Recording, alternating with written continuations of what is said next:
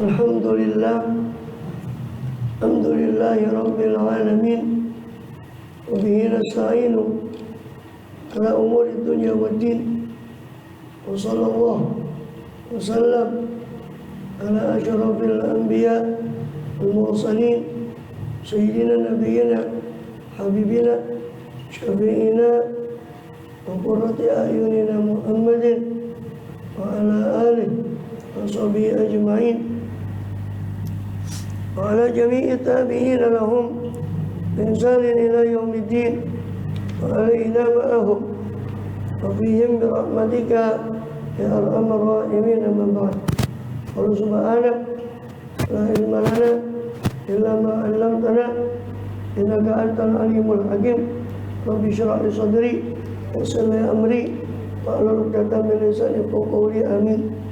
Alhamdulillah, alhamdulillah Allah SWT masih berkenan melimpahkan nikmat karunia-Nya kepada Allah kepada kita semua, bil khusus nikmatul iman, Islam, kita sehat walafiat, sehingga dengan itu kita masih diizinkan oleh Allah Ta'ala untuk melakukan segala aktivitas kegiatan kita, bil khusus dalam rangka menunaikan tugas utama kita di dalam kehidupan dunia ini beribadah pada Allah SWT.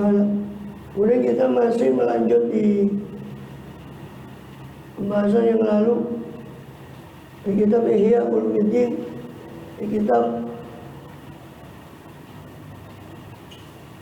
masih di kitab Afatul Ghadab, Al-Hikid, Al-Hasad. Ada mara bahaya daripada ghadab dan iri.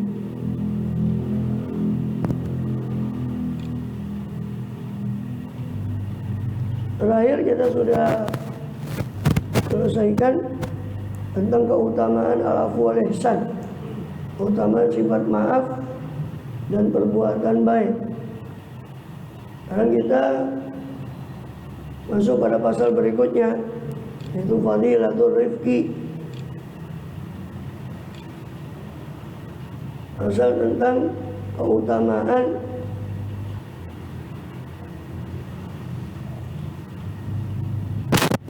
berbuat lemah lembut,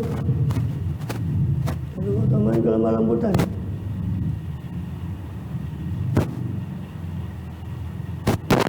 Rifqi itu maksudnya apa? Bagusnya ketundukan, ketaatan atau kepatuhan kepada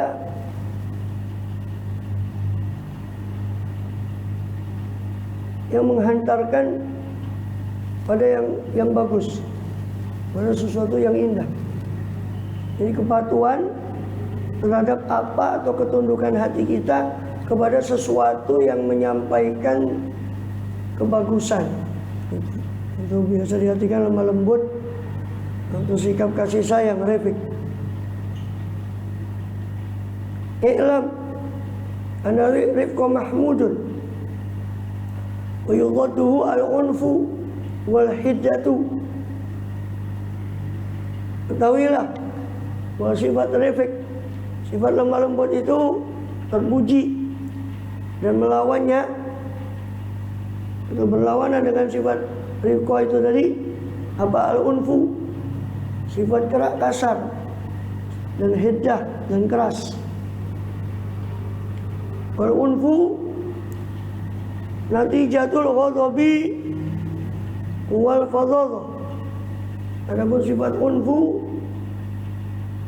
itu adalah hasil daripada amarah dan fadhadah dan sifat kasar. Warifu walinu, segala lemah lembut, dan lin dan sifat halus, itu nanti jatuh husnul khuluqi wassalamah. Itu hasil dari bagusnya akhlak dan selamatnya atau bersihnya akhlak. Pokoknya yakunu sababul iddati al-ghadabah. Dan terkadang ada apa? Sabab hiddah, sifat keras itu sababnya adalah ghadab. Pokoknya yakunu, dan terkadang ada apa sababnya? syiddatal irsi wastila'ahu.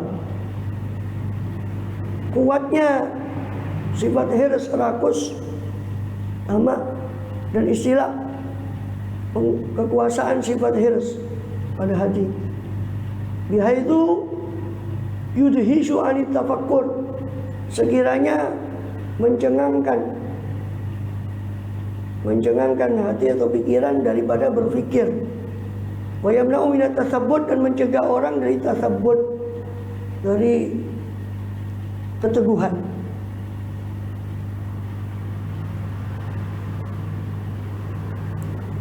Jadi setelah Imam Ghazali mengemukakan keutamaan afu, sifat pemaaf itu, ya, dan juga ihsan, karena itu beliau tunjukkan untuk melawan sifat-sifat yang buruk tadi, yaitu berupa ghadab dan hikid itu. Maka lawannya bisa dilawan dengan sifat pemaaf dan berbuat baik. Nah, untuk memancing orang kepada sifat afu, maka dia harus tahu keutamaannya. Maka beliau bahas pada pasal sebelum ini tentang keutamaan sifat maaf dan berbuat baik, terutama kepada orang yang berbuat buruk kepada dia. Nah, di sini beliau menyebut tentang keutamaan sifat rifq, sifat lemah lembut. Karena itu lawan dari sifat kasar, yang itu adalah biasanya hasil dari ghadab, hasil daripada sifat ghadab yang ada. Maka untuk memerangi hasil-hasil sifat ghadab itu berupa sifat unuf, sifat hiddah, sifat keras dan tajam, sifat keras dan kasar, itu harus dilawan dengan lawannya, yaitu sifat rifq, lemah lembut. Untuk mencapai itu maka dia harus ketahui dulu apa keutamaan sifat rifq. Maka di sini di pasal ini beliau menyebutkan tentang keutamaan ar-rifqi, sifat lemah lembut.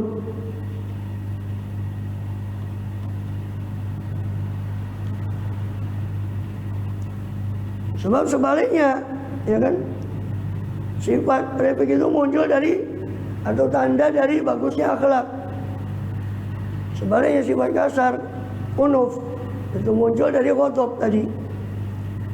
Dan juga sifat hiddah, keras juga, kerasnya sikap, ya, temperamentalnya sikap, itu muncul dari sifat ghadab yang ada pada hati. Dan itu semua sifat unuf dan hiddah itu tadi mencegah orang untuk berpikir. Kalau sudah dilanda dengan ghadab, seperti yang sudah kita bahas panjang lebar di awal kitab ghadab, ghadab itu sendiri kalau sudah mendominasi, sudah, itu bisa mencegah orang untuk berpikir sehat, sehingga meracau kata-katanya dan sebagainya. Warifu bil umuri samaratun la yusmiru illa usul khuluq.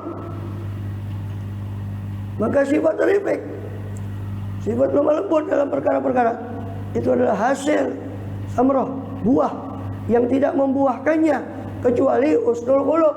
Tidak membuahkan akan buah tadi, buah berupa sifat rifq tadi, kecuali bagusnya akhlak. Wala yahsunul khuluq, dan tidak menjadi bagus apa akhlak illa bi dhabti quwwatil ghadab wa quwwatish syahwah, kecuali dengan mengekang, mengendalikan potensi kekuatan ghadab dan kekuatan syahwat. Seperti yang sudah kita bahas di awal Ajaibul Qalbi, keajaiban hati, juga di awal dari juz 5 dari bagian muhlikat ini berupa tahdzibul akhlak. Di situ sudah jelaskan panjang lebar bahwa sumber akhlak, sumber semua akhlak baik itu adalah pengendalian kepada ghadab dan syahwat. Yang mana kita diberi dua potensi. Potensi untuk menolak yang tidak nyaman, potensi untuk mengambil yang menurut kita nyaman dan diperlukan. Yang satu namanya ghadab, yang satu namanya syahwat. Nah, maka akhlak yang baik itu bisa muncul kalau intinya, sumbernya itu kalbu. Karena tempat ghadab dan syahwat, berperangnya ghadab dan syahwat dan akal itu di kalbu. Maka ketika potensi ghadab dan syahwat dikendalikan, dobat, ya, dikekang, dikendalikan, maka muncullah akhlak yang baik.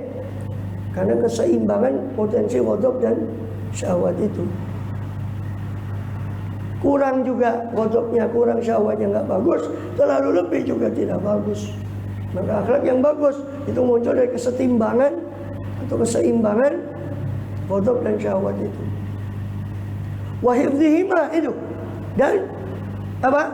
Tidak bagus akhlak kecuali dengan hifdzihima, menjaga keduanya ghadab dan syahwat ala haddil i'tidal, atas batasan yang normal, yang sedang. Dijaga supaya sedang, tidak over, ghadab syahwatnya tidak terlalu kurang.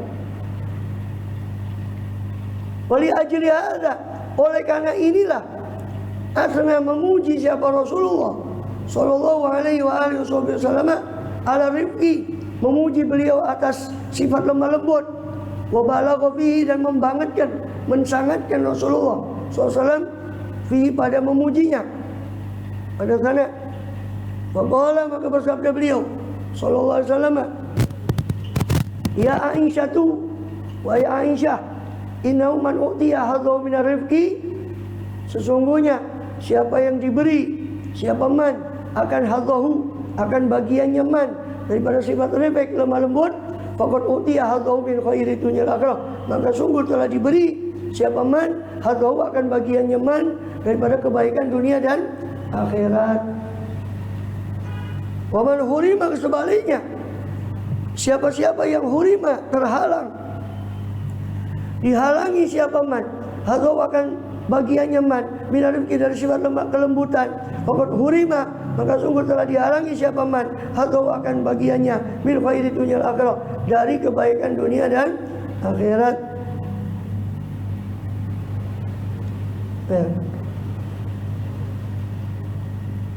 Jadi siapa yang diberi bagian dari sifat lemah lembut, berarti sudah diberi bagian dari kebaikan dunia dan akhirat. Sebaliknya siapa yang dihalangi dari sifat lemah lembut tadi, berarti dihalangi dari bagian kebaikan di dunia dan di akhirat. Mudah-mudahan kita termasuk yang pertama. Amin ya rabbal alamin. Tapi susah ya, bawahnya kudu ngamuk tuh. Rasulullah SAW bersabda, "Idza ahabba Allahu ala baitin adkhala alaihimur rifqa."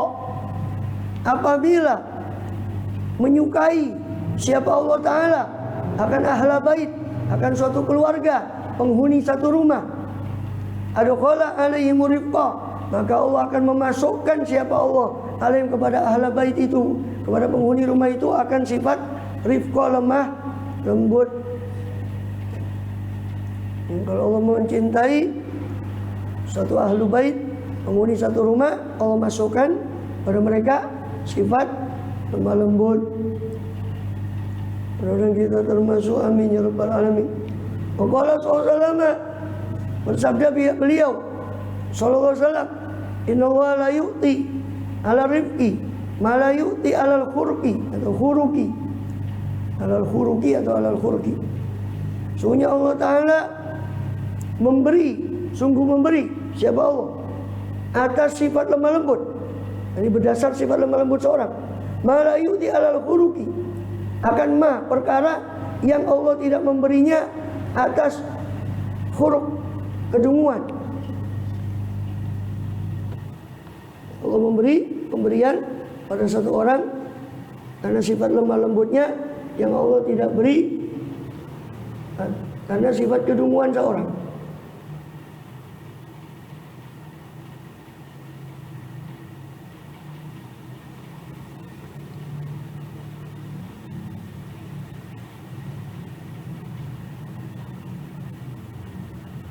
Itu dari khoroqo yakhriku, seperti itu. Dari khoriqo yakhroku, ta'iba yat'abu, babnya ta'iba yat'abu, khoriqo yakhroku. Kalau khoroqo yakhriku artinya merobek, melobangi. Khoroqo thawb artinya melobangi baju. Kalau khoriqo yakhroku artinya punya sifat khuruk. Khuruk itu kurang akal, dungu.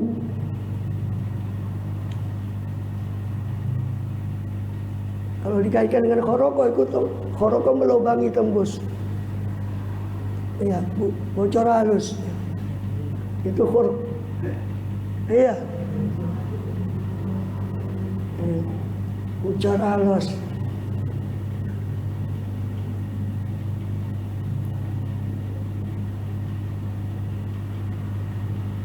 Fazahaballahu abdan. Jadi Allah memberi kepada seorang satu pemberian atas berdasarkan sifat refleks yang dipunyai oleh orang itu.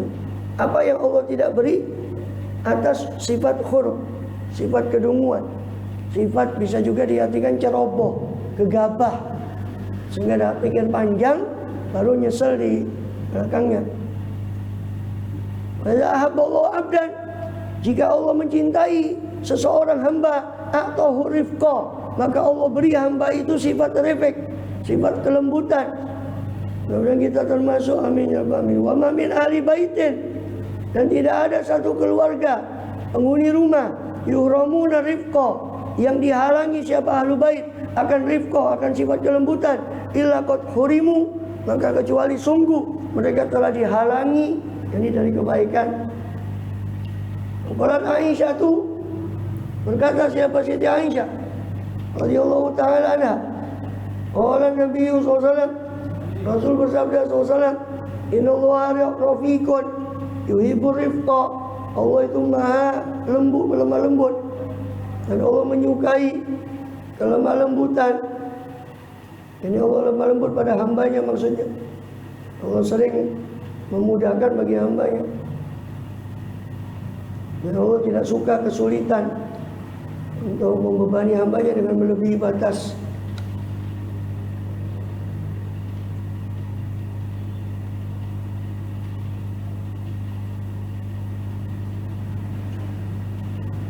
Kemudian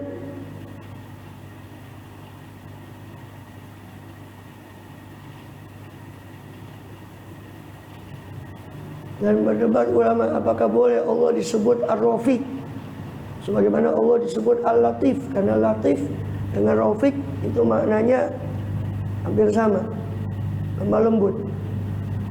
Cuma Latif itu juga mengandung makna tidak kasat mata, ini saking lembutnya. Rafiq khusus kepada kelembutannya.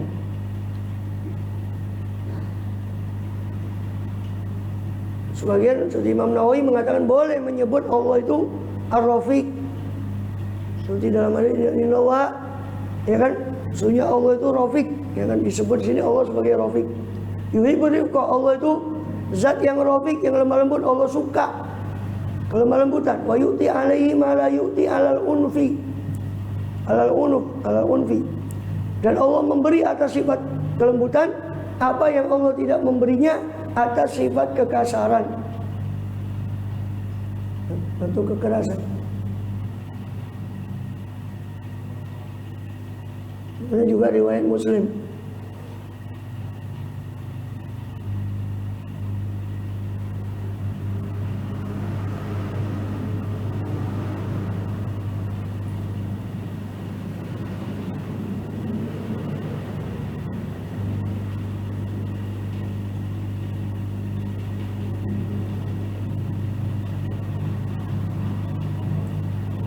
Dan diriwayatkan oleh Imam Baihaqi dalam manaqibnya Imam Syafi'i bahwasanya kata Imam Syafi'i, rohani abi, satu kali saya melihat ayah saya, ini ayah saya melihat saya, wa ana ajalu fi ba'dil umur, sedangkan saya fi ba'dil amri, saya tergesa-gesa dalam sebagian perkara.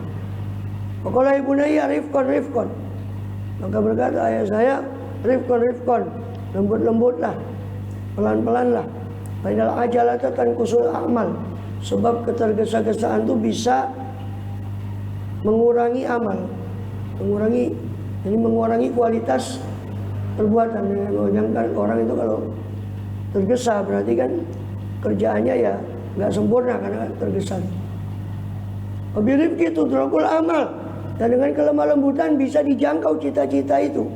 Alon-alon asal kelakon, tapi terlalu alon ya enggak kelakon. Pokok sami itu Urwah yaqul, dan sungguh kata ayahnya Imam Syafi'i, saya pernah mendengar Urwah. Kata Imam Syafi'i, saya mendengar Urwah berkata, "Sami itu Abu Hurairah." Saya mendengar Abu Hurairah merafakan ke Nabi, "Inna wa yuhibbu rifqa wa yu'ti alaihi ma la yu'ti al-unfi." Itu hadis itu. Dan hadis itu juga diriwayatkan oleh Imam Syafi'i di Manaqib Imam Syafi'i, susunan Imam Baihaqi. Wala sallallahu ya Aisyah, urfuki fa inna Allah idza arada bi ahli baitin karamatan dalahum ala babi rifqi. Wahai Aisyah, lemah lembutlah kau, sebab Allah Ta'ala kalau berkehendak untuk di ahli bait terhadap satu penghuni rumah kemuliaan akan satu kemuliaan, dan lahum Allah akan menunjukkan mereka penghuni rumah itu atas pintu rifq, pintu sifat lemah lembut. Rasul SAW bersabda, man yuhrami rifqa, siapa-siapa yang terhalang, dihalangi siapa man dari rifqa, sifat lemah lembut, yuhramil khaira kullah, maka dihalangi dari sifat kebaikan semuanya. Kalau SAW, Rasul bersabda, ayyuma walin waliya fulan warofiko Allah Ta'ala bi yaumil qiyamah. Ayyuma walin, mana-mana walin, penguasa bukan hanya pejabat publik ya, tapi yang menguasai satu perkara. Waliya fulan, dia menguasai si fulan, lalu rofako, lalu dia berlemah lembut pada si fulan, rofako Allah Ta'ala bihi, maka Allah akan berlemah lembut pada penguasa tadi nanti pada hari kiamat, yaumul qiyamah. Harusnya dirungokno ini ya, pejabat.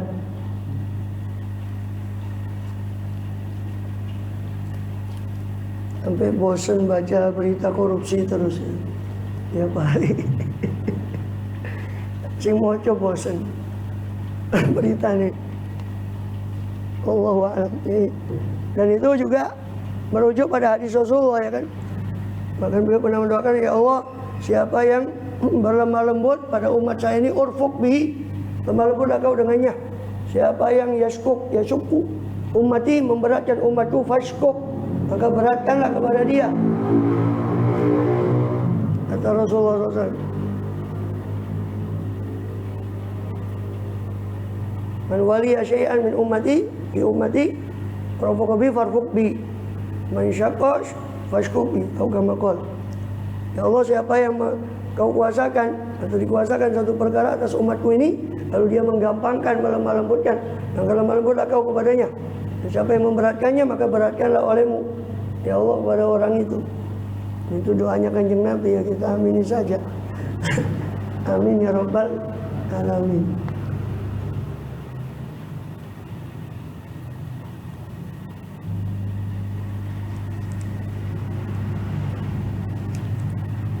Kalau mengatakan kok belum ada balasannya, ya mungkin bisa jadi kan dibalas di dunia, tambah parah di akhiratnya. Waliyadzubillah.